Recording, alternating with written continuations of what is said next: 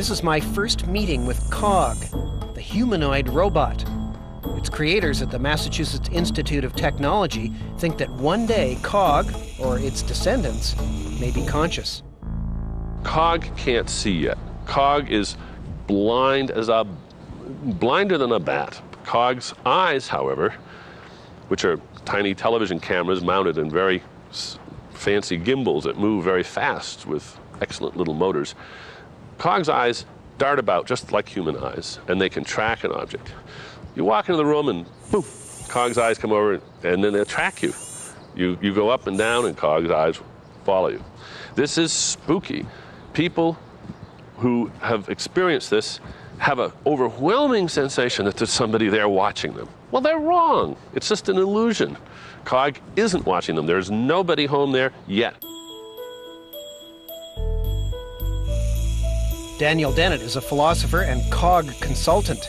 He makes occasional trips to videotape the robot for his students at Tufts University. He has no trouble imagining a conscious COG.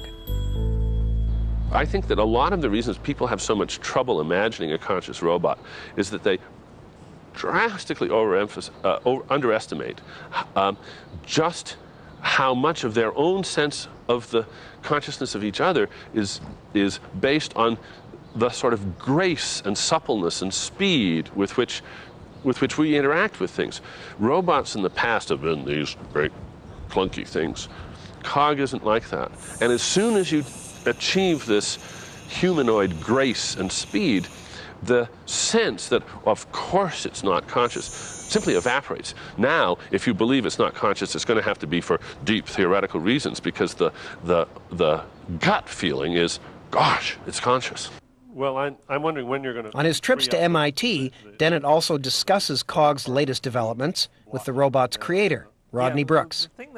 It would be nice eventually to have something there so that it can have some skin on it so it can sort of feel it itself in its face, but that's not a high priority right now.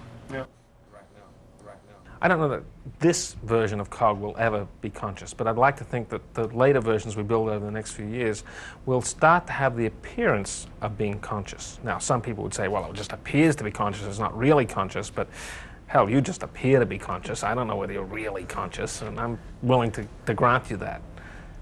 But people will demand better proof than that, won't they? Even if COG is looking conscious? My hope is that we'll get to a point with COG or its descendants where people will be able to empathize with it enough that they will feel bad about switching it off. Now, if they start to feel bad about switching it off, then I think they will have given themselves away. And even if they say, no, it's not really conscious, deep down they will be treating it in the same way they treat a human. And I expect that to eventually happen. But it's a long way from hardware to humanoid. Building an operating COG is painstaking. There are several groups of grad students involved in its design. Right now, COG is learning the basics, like how to reach towards motion. The plan is to attach other body parts and gradually program and teach this robot to move, speak, and react like a human. Its creators think that seeming human is one of the ways we recognize consciousness.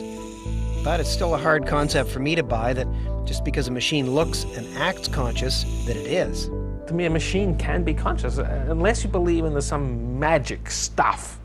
Even though you dress it up in philosophy, you know, and deny that you're saying there's magic stuff, but that's what you have to do. There's some magic stuff that animals have and humans have that machines can never have. Unless you say that, why can't you build a machine to it? We are machines, in my belief system, certainly, where there's these little chemical machines that are interacting with each other. There's a whole lot of them, and it's more convenient for us for you to talk about me at that conscious level than it is to talk about what the biochemistry of all the little pieces is doing, because that's too much stuff. So if I leave your lab, Rod, thinking that I'm a socially interacting machine and that makes me conscious, I'll have it right? You seem to be a relatively socially interacting machine. We are machines.